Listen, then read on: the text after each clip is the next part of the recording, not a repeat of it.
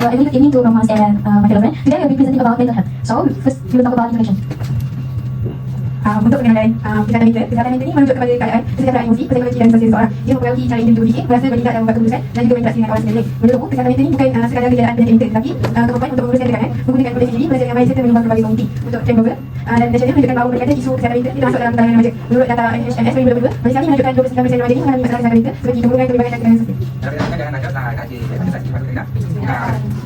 Untuk konsep kesihatan mental ini dia merangkumi 3 iaitu emosi, psikologi dan sosial. Untuk emosi ini adalah keupayaan untuk menguruskan perasaan seperti stres, marah, sedih dan kecewa. Untuk psikologi pula adalah cara untuk individu berfikir, menyelesaikan masalah dan menerima cabaran. Untuk sosial pula adalah kemampuan untuk menjalinkan hubungan yang sihat dan mengekalkan interaksi politik.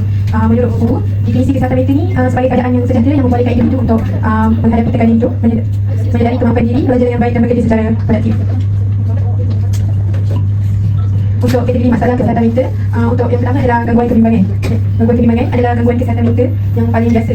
Biasanya individu yang mengalami gangguan kebimbangan ini adalah individu yang ketakutan dan kebimbangan melampau terhadap objek atau situasi tertentu. Contohnya adalah gangguan kebimbangan adalah GAD, panic disorder, fobia dan fobia OCD dan OCD. Dia tadi kan?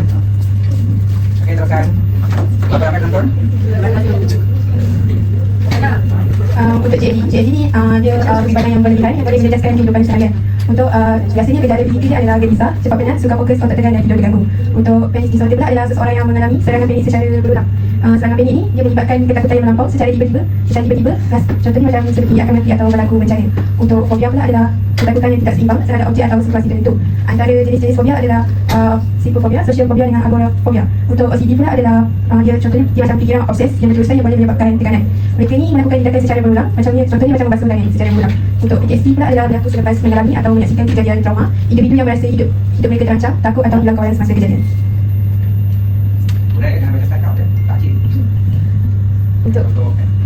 Untuk gangguan mood, dia ni dikenali sebagai gangguan afektif atau gangguan kemurungan. Contoh gangguan mood ni ada 3, iaitu major depression, kemurungan major, iaitu individu yang sentiasa mempunyai mood rendah. Mereka ni akan hilang minat terhadap aktiviti yang dahulu disukai. Contohnya dulu dia suka main bola kan. Lepas tu bila dia ada kemurungan major ni, jadi dah tak minat pada aktiviti tu. Untuk bipolar disorder pula adalah perubahan yang luar biasa dalam mood, tenaga dan tahap aktiviti. Dia ada 2 fasa mania dengan fasa kemurungan. Fasa mania ni mood dia sangat tinggi dan aktif. Untuk fasa kemurungan, mood dia sangat rendah.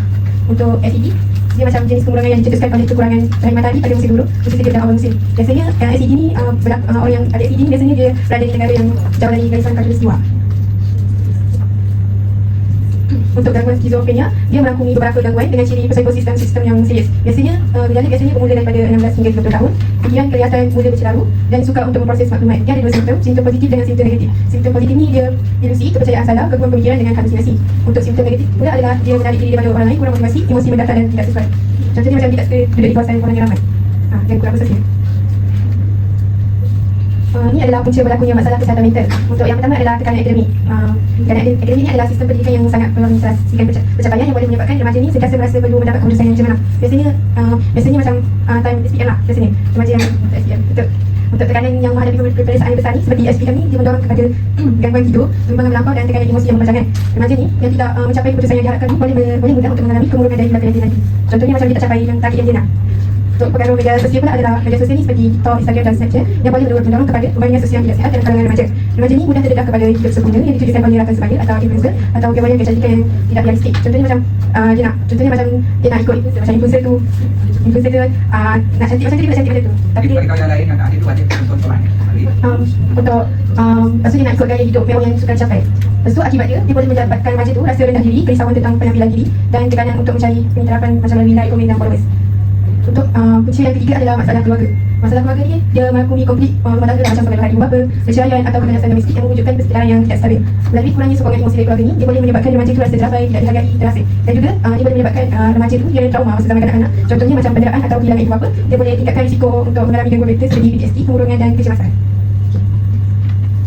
Untuk punca yang keempat adalah faktor biologi dan genetik. Sesetengah gangguan ni, mental ni biasanya dia dipengaruhi oleh faktor keturunan seperti sejarah keluarga yang mengalami kemurungan atau bipolar ataupun gangguan penyiaran otak. Tapi tak semua remaja yang mengalami, tak semua remaja yang ahli keluarga jaga masalah kesihatan mental ni dia akan mengalami gangguan mental juga. Tetapi risiko dia akan lebih tinggi.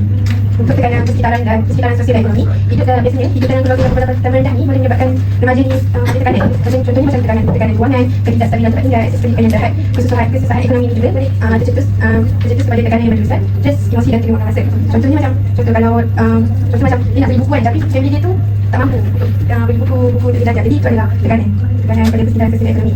Untuk usia 6 adalah pengalaman hidup yang negatif atau trauma. Untuk SED iaitu seperti penderaan fizikal, penderaan emosi, buli atau kehilangan ahli keluarga ni, kesemua ni pengalaman ini boleh meningkatkan kesan jangka panjang pada perkembangan mental. Untuk punca berlakunya masalah kesihatan mental yang terakhir adalah kekurangan sokongan kaunseling dan kesedaran kesihatan mental. Biasanya sekolah ni dia mengalami kekurangan kaunseling yang relatif yang juga boleh menyebabkan remaja ni sukar untuk mendapatkan bantuan. Stigma masyarakat ni biasanya macam dikatakan mental ni mental sakit tapi tak normal. Dia boleh menghalang remaja ni daripada mencari sokongan awal. Jadi macam mana kalau dia ada sakit mental? Program kesedaran kesihatan mental ni dia masih program dalam masyarakat ni, program kesedaran kesihatan mental ni dia masih perlu menyeluruh di sekolah atau komuniti. Jadi saya akan serahkan kepada Kiki. Okey, next saya akan cakap tentang kesan masalah kesihatan mental. Jadi, kesan masalah kesihatan mental ni terbagi kepada 4, iaitu kesan emosi dan psikologi. Apa yang ada kau nak cek kan? Macam tadi macam tu. Okey, kesan masalah kesihatan mental ni ada 4, iaitu kesan emosi dan psikologi, kesan kesihatan fizikal, kesan sosial dan kesan kepada keluarga dan komuniti. Okey, first saya akan cakap tentang kesan emosi dan psikologi. Okey, bila seseorang tu ada masalah mental, individu itu akan cenderung untuk mengalami kemurungan ataupun kebimbangan yang tidak terkawal. Seterusnya, individu itu juga akan menghadapi kesukaran untuk fokus. Jadi bila dia terfikir masalah yang dia hadapi itu, jadi dia ada kesukaran untuk fokus untuk sesuatu perkara.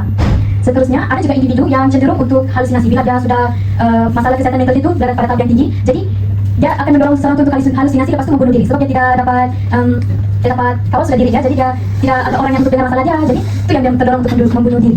Okay, seterusnya kesan kesihatan kepada fizikal.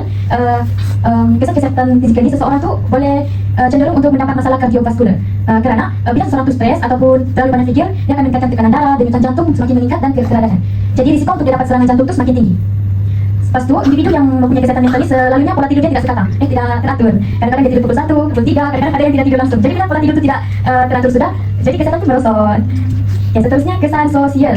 Dia akan memberi kesan kepada hubungan kekeluargaan ataupun pasangan. Contoh dia ada incest attachment dengan pasangan dia duduk stres-stres. Lepas tu dia tuduh pasangan dia macam-macam sebab dia ada incest attachment gitu. Lepas tu bila dia ada masalah kesihatan mental, individu tu akan rasa terasing sebab orang cakap dia ada masalah kesihatan mental, mesti dia banyak masalah. Jadi orang lain orang sekitar dia akan menjauhkan diri. Seterusnya, bila orang ada persepsi atau stigma negatif dengan individu tu yang ada masalah kesihatan mental, dia akan rasa insecure lah sebab orang menjauhkan diri. Dia pun susah untuk meluang, dia susah untuk cari orang yang boleh dengar masalahnya. Okey, kesan kepada keluarga dan komuniti.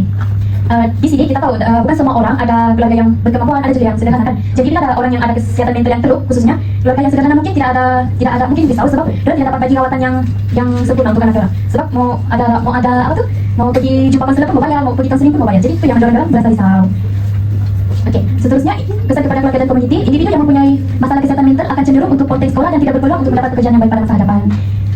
Selain itu, masalah kesihatan mental yang tidak dirawat juga boleh menyebabkan peningkatan jenayah. Contoh bila orang stres macam tu kan, bunuh diri itu meningkat sebab dalam masalah kesihatan mental dalam semakin tinggi. Next, peranan dan tanggungjawab menangani masalah kesihatan mental. Jadi, peranan dan tanggungjawab menangani masalah kesihatan mental ini terbagi kepada 3, iaitu individu, keluarga dan masyarakat. Masing-masing mempunyai peranan. Okey, first saya akan terangkan tentang peranan individu pula. Individu perlu mengamalkan gaya hidup sihat seperti bersenam dan mendekatkan diri dengan Tuhan. Contohnya, berisok pagi-pagi macam Ain kan selalu berisok kan. Lepas tu mendekatkan diri dengan Tuhan. Kalau yang muslim solat 5 waktu, kalau yang Kristen juga pergi gereja setiap hari Ahad. Lepas tu mengamalkan makanan yang sihat, mempunyai pola tidur yang teratur. Dia boleh tidur lewat macam pukul 3 ke pukul 12 ke. Lepas tu kalau sudah tahu diri tu macam ada masalah, lepas tu macam tidak boleh sudah mau apa tu? Dapatan sudah cari tak orang yang dipercayai untuk meluah. Macam pasangan. Contohkan di sini ada sesi bimbingan individu dan sesi bimbingan kelompok. Jadi pergilah untuk meluah. Lepas tu menempatkan diri di dalam komuniti yang sihat. Sebab kawan yang baik pun akan mendorong kita untuk mendapat vibe yang positif. Betul atau tidak? Okay. Next, keluarga. Keluarga sepatutnya mengambil berat dan prihatin akan keadaan ahli keluarga. Jadi sepatutnya keluarga tu play crucial role dalam kesihatan mental. Sebab mereka adalah individu yang terdekat dengan diri kita. Jadi bila ada ahli keluarga yang mempunyai kesihatan mental yang tidak baik, keluarga sepatutnya memberikan sokongan emosi kepada ahli keluarga ataupun menghantar mereka untuk mendapat merawatan kesihatan pakar.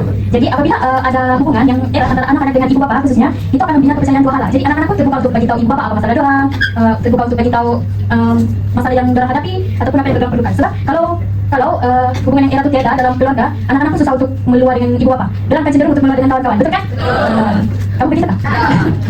Okey, masyarakat pula sepatutnya menjadi telinga kepada individu yang mempunyai masalah kesihatan mental, bukan memberi stigma yang negatif. Contoh macam, dia ada banyak masalah stres, lalu tak payahlah kawan dengan dia. Tidak boleh begitu. Sepatutnya menjadi telinga kepada individu. Lepas tu memerlukan bantuan kepada mereka yang menunjukkan tanda-tanda awal ataupun bagi tahu mereka cara-cara mengatasi masalah kesihatan mental. Okey, seterusnya peranan dan tanggung jawab. Oh, masih lagi. Seterusnya konselor profesional kesihatan mental. Kalau konselor itu dia sudah lebih arif, jadi dia boleh memberi kaunseling, terapi dan rawatan perkhidmatan yang sesuai. Contoh kalau depresi apa ubat yang sesuai. Macam tu, kalau anxiety apa kaunseling yang kamu boleh terima macam tu. Lepas tu membantu individu untuk melalui proses pemulihan dan perkembangan diri dengan strategi pengurusan yang berkesan. Seterusnya institusi dan pihak yang berkenaan. Yang ini pihak kerajaan lah. Diorang boleh mengadakan kempen kesedaran seperti kesihatan mental itu penting untuk memberi kesedaran kepada masyarakat. Diorang juga boleh menguatkan di media sosial sebab sekarang maklumat tu di ujung jari, jadi diorang boleh cari di internet saja. Okey, seterusnya cadangan untuk menangani masalah kesihatan mental ada 3, iaitu gaya hidup sihat, pengurusan diri dan sosial, dan mencari bantuan golongan profesional. Yang tu macam masuk dalam peranan juga tadi, jadi saya tidak hurai panjang, melakukan senaman fizikal, mengamalkan pemakanan seimbang dan berkhasiat. Macam yang tadi juga lebih kepada peranan individu kalau yang gaya hidup sihat. Dan pengurusan diri dan sosial pula, uruskan masalah dengan baik. Kalau petang tu free pergilah bis vokal, malam-malam pula tidur awal. Lepas tu mengangkatkan hubungan baik dengan keluarga ataupun dengan pasangan ataupun dengan kawan-kawan. Dan terakhir mencari bantuan golongan profesional. Individu sepatutnya mencari bantuan segera daripada golongan profesional. Buang perasaan malu tu. Jangan anggap kalau ada masalah kesihatan mental tu, maksudnya diri tu tidak baik. Maksudnya kalau ada masalah tu, cepat-cepat cari bantuan. Jangan dapat-dapat. Dan kesimpulan. Okey, kesimpulan, kesihatan mental ini penting untuk memastikan seseorang dapat berfikir, menjalani kehidupan dan berfungsi dengan baik dalam kehidupan seharian. Selain itu, masalah kesihatan mental boleh berlaku kepada sesiapa saja dan dipengaruhi oleh berbagai faktor. Oleh itu, setiap individu sepatutnya mendapatkan bantuan awal seperti kaunseling untuk mencegah masalah menjadi lebih serius, ataupun keluarga perlu memberi sokongan dan rakan-rakan juga perlu memainkan peranan yang penting. Saya sama semua orang buka kita punya TikTok kat atas screen. Akhir sekali, kesedaran dan penerimaan masyarakat juga penting dengan mengurangkan stigma negatif kepada individu yang mempunyai masalah kesihatan mental. Itu saja dari kami. Ada apa-apa soalan ke? Tak ada. Okey, kita orang nak tanya 2 soalan. Kami pilih random. Boleh ataupun ada yang nak volunteer. Soalan pertama adalah berikan 3 punca masalah kesihatan mental. Saya nak Zulaika.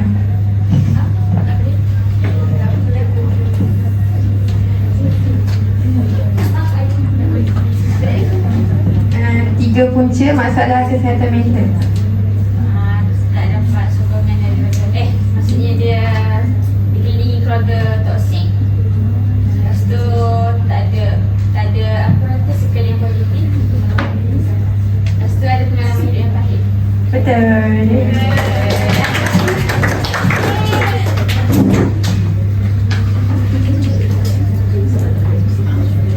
Okey, seterusnya lelaki lah pula.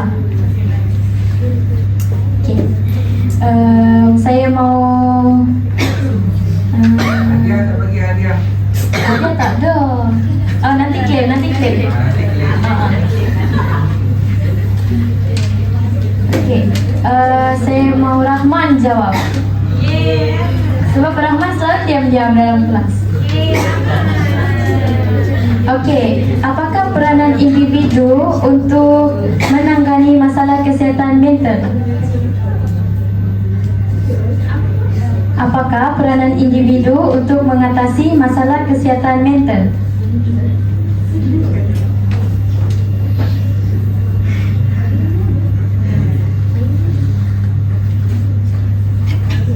Jawab Irfan.